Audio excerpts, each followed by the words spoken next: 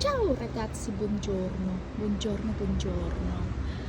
Yun, tingnan nyo yung aking tanim na strawberry. Hindi ko na siya na kikita palagi dahil na busy na ako sa pamamasura. Ayan o, kailangan na natin itong pitasin. Pitas. Ayan, meron pa siyang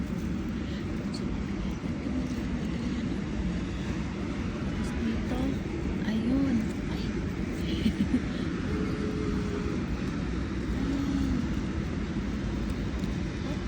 Ay, kinain na. Kinain na siya ng mga insekto o sobrang dry on na. Ay, nandun pala siya sa loob. Oh, ragazzi. Yan yung aking mga tanim. Hindi ko na masyadong naalagaan at ako'y busy na sa aking pamumulot